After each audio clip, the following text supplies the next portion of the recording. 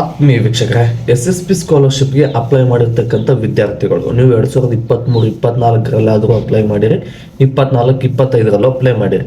DBT status ಈ ರೀತಿ ಇದ್ರೆ ಮಾತ್ರ ನಿಮಗೆ ಖಾತೆಗೆ ಜನವರಿ 31ನೇ ತಾರೀಕು ಒಳಗಡೆ ಅಮೌಂಟ್ ಕ್ರೆಡಿಟ್ ಆಗುತ್ತೆ. SSPಗೆ ಸಂಬಂಧಪಟ್ಟಿರ್ತಕ್ಕಂಥ ಯಶಸ್ವಿನಿ, ರೈತ ವಿದ್ಯಾನಿಧಿ, ವಿದ್ಯಾಶ್ರೀ ಮತ್ತು SSP ಅಮೌಂಟ್ ಈ 4 ಸ್ಕಾಲರ್ಶಿಪ್ ಜನವರಿ 31ನೇ ತಾರೀಕು ಒಳಗಡೆ ಕ್ರೆಡಿಟ್ ಆಗುತ್ತೆ. DBT ಸ್ಟೇಟಸ್ ಏನೇ ಅಂದರೂ ಕೂಡ DBT ಸ್ಟೇಟಸ್ ಅವಾಯ್ಡೆಡ್ ಅಂತ ಆದರೂ ಇರಲಿ, ಎಸ್ ಆದರೂ ಇರಲಿ, ನೋ ಆದರೂ ಇರಲಿ, ಬಟ್ ಒಂದು ಕಂಡೀಷನ್ ಇದೆ ಸ್ನೇಹಿತರೆ. ಏನಪ್ಪ ಅಂತ ಅಂದರೆ ನಿಮ್ಮದು 4 ಲೆವೆಲಲ್ಲಿ ವೆರಿಫಿಕೇಶನ್ ಕಂಪ್ಲೀಟ್ ಆಗಿರಬೇಕು. ಅಂದಾಗ ಮಾತ್ರ ನಿಮ್ಮ ಖಾತೆಗೆ ಜನವರಿ 31ನೇ ತಾರೀಕು ಒಳಗಡೆ ಅಮೌಂಟು ಕ್ರೆಡಿಟ್ ಆಗುತ್ತೆ. 4 ಲೆವೆಲಲ್ಲಿ ಕಂಪ್ಲೀಟ್ ಆಗಿಲ್ಲ ಅಂದರೆ ಏನು ಮಾಡಬೇಕು ಅನ್ನೋದನ್ನು ತಿಳಿಸ್ಕೊಟ್ಬಿಡ್ತೀನಿ. ಆಗಿದ್ರೆ ಓಕೆ, ಜನವರಿ 31ನೇ ತಾರೀಕು ಒಳಗಡೆ ನಿಮ್ಮ ಖಾತೆಗೆ ಅಮೌಂಟ್ ಬರುತ್ತೆ. ನಿಮ್ಮದು 2 ಸ್ಟೆಪ್ ವೆರಿಫಿಕೇಶನ್ ಕಂಪ್ಲೀಟ್ ಆಗಿಲ್ಲ, 4ನೇ ಲೆವೆಲ್ಲು ನೋ ಅಂತ ತೋರಿಸ್ತಾ ಇದೆ, ಈ ರೀತಿ ಇದ್ರೆ ಏನು ಮಾಡಬೇಕು ಅಂದರೆ SSP ಸ್ಕಾಲರ್ಶಿಪ್ ಬಗ್ಗೆ ಬಂದಿರತಕ್ಕಂಥ ಇನ್ನೊಂದು ಅಪ್ಡೇಟ್ ಏನಪ್ಪ ಅಂತ ಅಂದರೆ ನಿಮ್ಗೇನಾದರೂ ವೆರಿಫಿಕೇಶನ್ ಕಂಪ್ಲೀಟ್ ಆಗಿಲ್ಲ ಅಂದರೆ ನೀವು SSP ಸ್ಕಾಲರ್ಶಿಪ್ ಅಪ್ಲೈ ಮಾಡಬೇಕಾದ್ರೆ ಪೋರ್ಟಲ್ ಓಪನ್ ಮಾಡ್ತೀರಾ. 3 ಡಾಟೆಡ್ ಲೈನ್ ಮೇಲೆ ಕ್ಲಿಕ್ ಮಾಡಿದ್ರೆ ಹೆಲ್ಪ್ ಕಾಂಟ್ಯಾಕ್ಟ್ ಸಪೋರ್ಟ್ ಅಂತ ಇರುತ್ತೆ, ಟೀಮ್ ಸಪೋರ್ಟ್ ಅಂತ ಇರುತ್ತೆ. ಅದನ್ನು ನೀವು ಕ್ಲಿಕ್ ಮಾಡಿದ ಮೇಲೆ ಅಲ್ಲಿ SSP ವೆಬ್ಸೈಟ್ನ ಮೇಲ್ ID ತೋರಿಸುತ್ತೆ. ಆ ಮೇಲ್ IDಗೆ ನಿಮ್ಮ ಸ್ಟೇಟಸ್ ಏನಿದೆಯಲ್ಲ, ಏನು DBT ಸ್ಟೇಟಸಲ್ಲಿ ಏನು ವೆರಿಫಿಕೇಶನ್ ಕಂಪ್ಲೀಟ್ ಆಗಿಲ್ಲ ಅಂತ ಏನು ತೋರಿಸ್ತಾ ಇದೆಯಲ್ಲ, ಇದರ ಸ್ಕ್ರೀನ್ಶಾಟನ್ನು ತೆಗೆದು ಆ ಮೇಲ್ಗೆ ಮೇಲ್ ಮಾಡಬೇಕು. ಮೇಲ್ ಮಾಡಿದರೆ ವಿತಿನ್ 2 or 3 ವರ್ಕಿಂಗ್ ಡೇಸಲ್ಲಿ ಅದಕ್ಕೆ ರಿಪೋರ್ಟ್ ಬರುತ್ತೆ.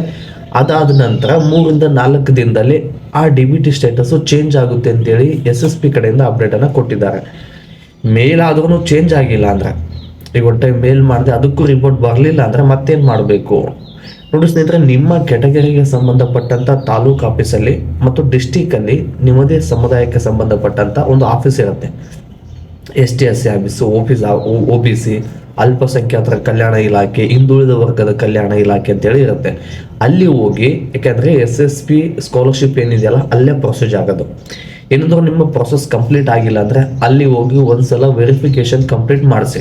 ನಿಮ್ಮ ಅರ್ಜಿ ಆಗಿರ್ತಕ್ಕಂಥ ಅಪ್ಲೈ ಮಾಡಿರ್ತಕ್ಕಂಥದ್ದು ಮತ್ತು DBT ಸ್ಟೇಟಸ್ ಈ ರೀತಿ ತೋರಿಸ್ತಾ ಇದೆ, ವೆರಿಫಿಕೇಶನ್ ಪೆಂಡಿಂಗ್ ಅಂತ ಇದೆ, ವೆರಿಫಿಕೇಶನ್ ಮಾಡಿ ಅಂತೇಳಿ ನೀವು ನಿಮಗೆ ಸಂಬಂಧಪಟ್ಟ ತಾಲೂಕು ಆಫೀಸಲ್ಲಿ ಮತ್ತು ಅದರ ಜೊತೆಗೆ ಸಂಬಂಧಪಟ್ಟ ಜಿಲ್ಲಾ ಆಫೀಸಲ್ಲಿ ವೆರಿಫಿಕೇಶನ್ ಮಾಡಿಸಿದ್ರೆ 7 ವರ್ಕಿಂಗ್ ಡೇಸ್ ಒಳಗಡೆ DBT ಸ್ಟೇಟಸ್ ಚೇಂಜ್ ಆಗುತ್ತೆ. ಮತ್ತು ಅದಾದ ನಂತರ ಫಂಡ್ ರಿಲೀಸ್ ಆದಾಗ ನಿಮ್ಮ ಖಾತೆಗೆ ಅಮೌಂಟು ಬರುತ್ತೆ.